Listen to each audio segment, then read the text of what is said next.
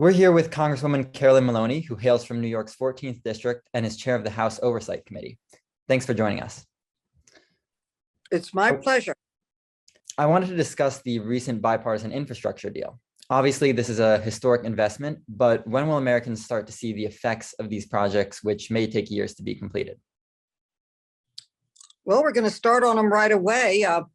As you know, it was over $550 billion in new federal funding for our nation's important infrastructure, and already $400 million of it has been designated to go to the Second Avenue subway, a project that I've worked on. When I first went to Congress, I wanted to build the Second Avenue subway. They planned it for 100 years. It had never happened, but we finally opened it up, and it's a subway between 96th Street and 62nd Street. It's the only subway, not in New York City, not New York State, but the entire country, that's been built since I've been in office. So I'm very proud of it. I want to build it full length all the way down to Wall Street. We have the first phase, and now the funding's in place, and we're building forward. The governor's put her pledge for the state match, and that's $400 million. Our MTA is planning it as we speak. Other big areas that are in this project that are critically important to New York are the Gateway Project. That's over $8 billion. That's connecting New York and New Jersey.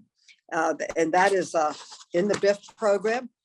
Also, I just think we should mention that the LaGuardia project was not in this budget, but it's another major one. And again, the refurbishing of Terminal C, that's over $8 billion, and it's 95% complete. If you go out to LaGuardia, it looks like a first-class airport now.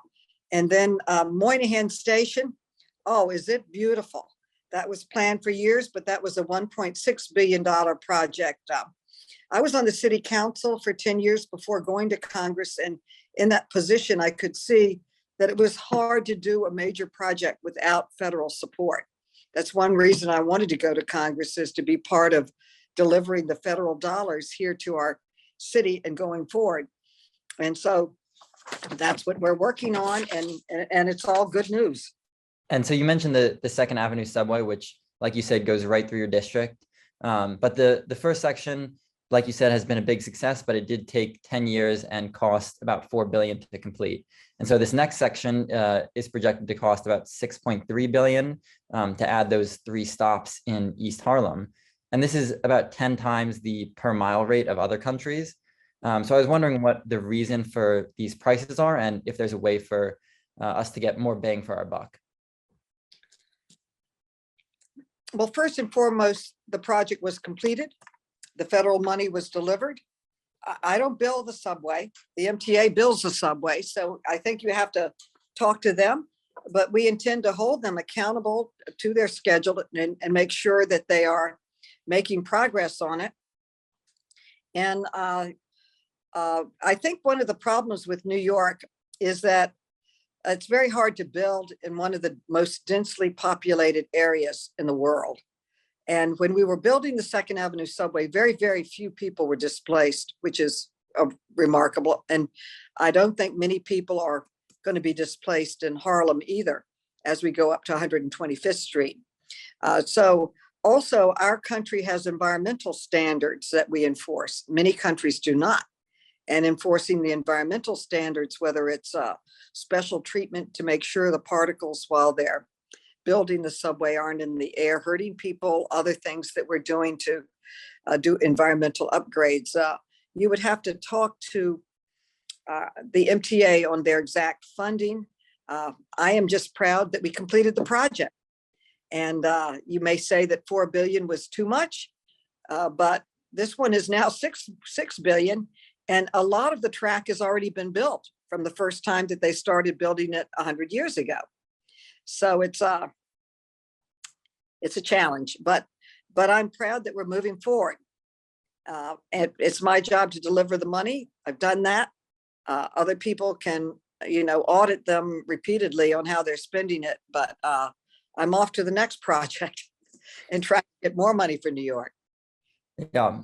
And you mentioned sort of the environmental standards, and obviously New York has had some issues with with weather. It's faced 30 extreme weather events in the past decade. Recently, we've seen rainstorms flood entire sections of the city. How is this infrastructure bill going to prepare New York City for climate change? Well, it's going to help us on a lot of things. It's not just climate change, but it will be focusing on climate change.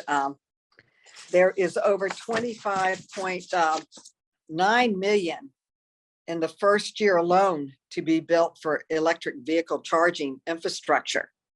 So that's 25.9 million. That's for the environment. The biggest polluter, 70% of our pollution comes from fossil fuels that get into the environment from cars and trucks. If we can shift to electric, that'd be a great step forward for saving our planet. It has 50 billion in it for the EPA to improve our nation's water systems, the largest single investment in water in our history. And there will be a total of 15 billion nationally, of which New York will be working hard to get these monies to replace the lead pipes. New York is an old city. We've got a lot of lead pipes and service lines over the next 5 years, with a special focus on advancing equity and justice for under-resourced communities. And so it's got a lot in there. And one area that I'm very, very concerned in, and I do want to mention this because we are a mass transit city. We don't even need a car in New York. You can live on the buses and the subway. And this bill makes the largest federal investment ever in public transit, and it's the largest since the creation of Amtrak.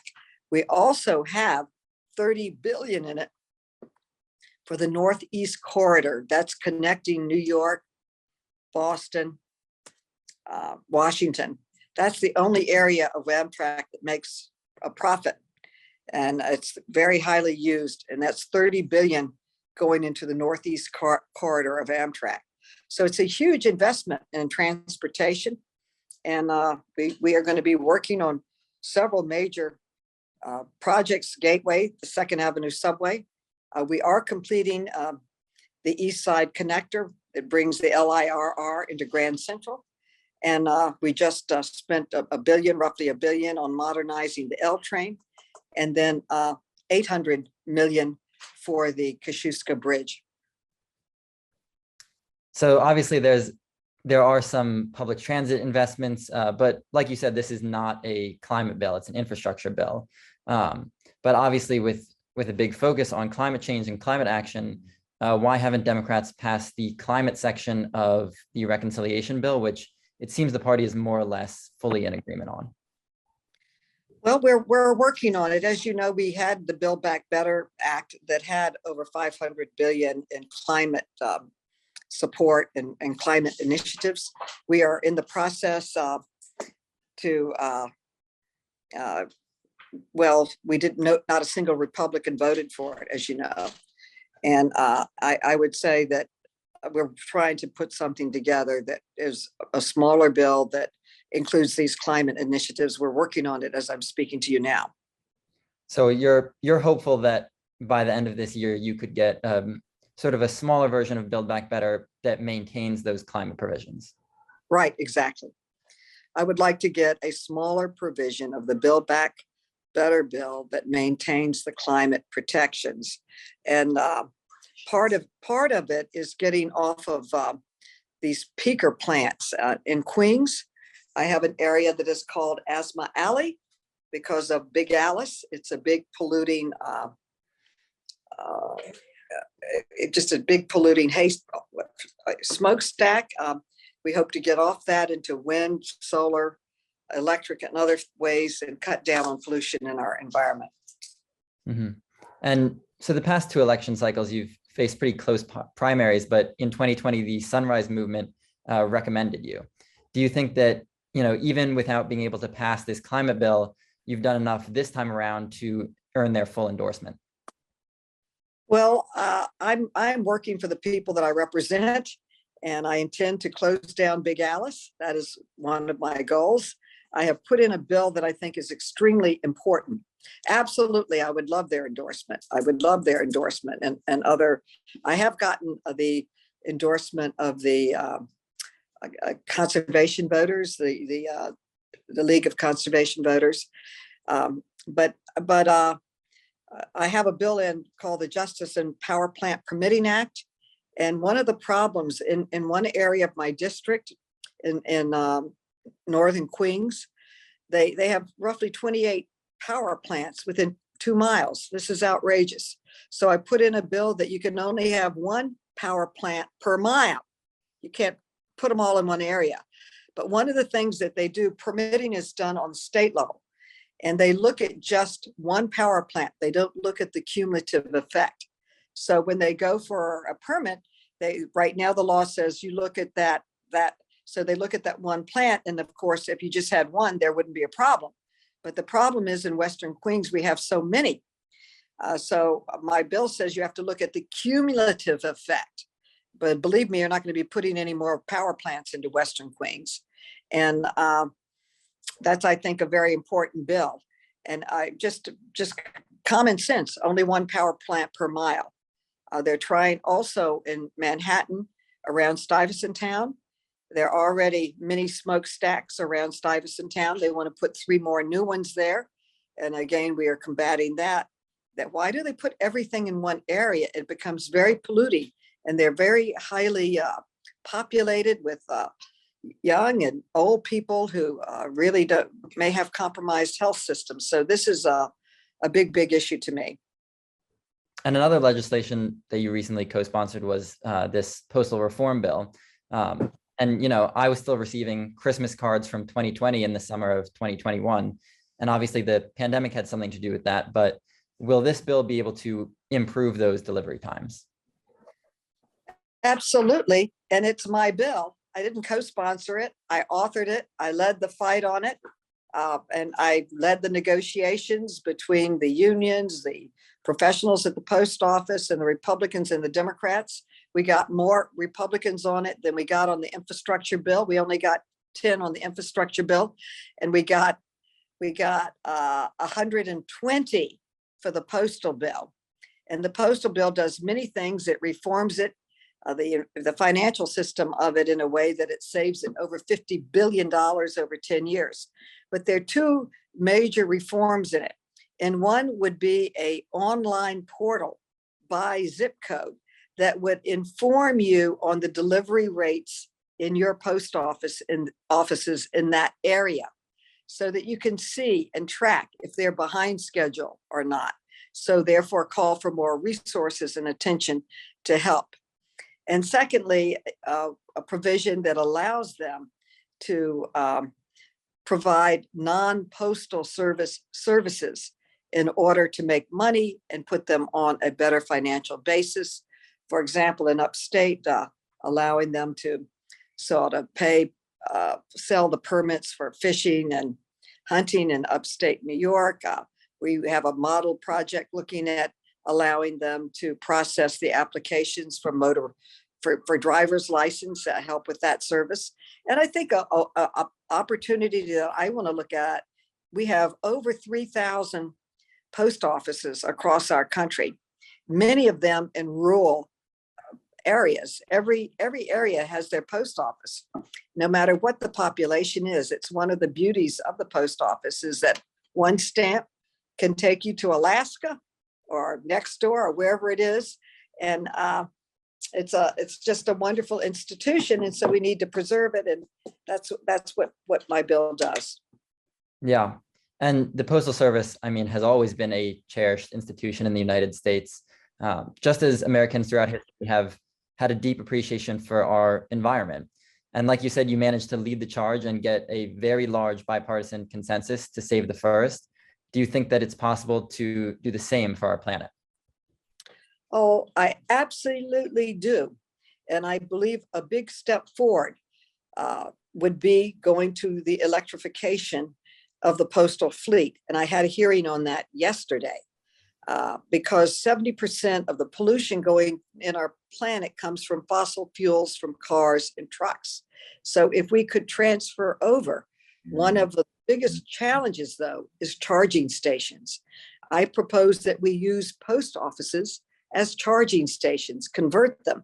Many of them are near big highways, and they are in the rural areas. Part of the problem that we have in going electric is that you have to have these charging stations everywhere.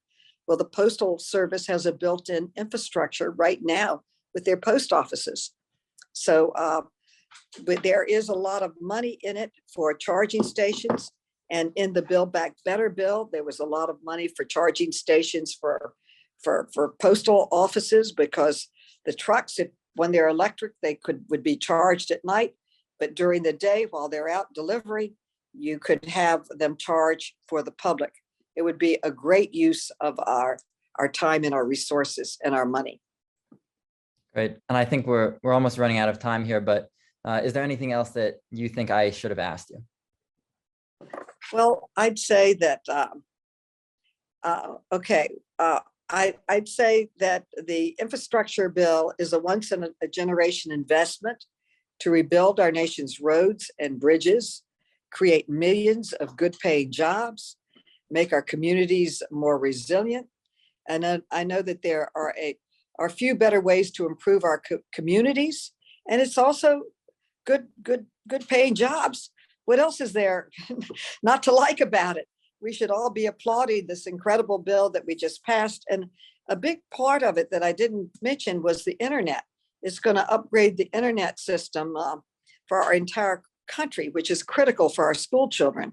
When I was in school, you just needed a piece of paper and a pencil. Now you need the internet, you need a computer, you need to be part of that. We need the Wi-Fi. It's going to wire the Wi-Fi. So it's really, really very important. It's very exciting to be part of a Congress that's produced so much for the American people, for the city that I'm privileged to represent. Great. Well, thank you so much for joining us again. Well, thank you.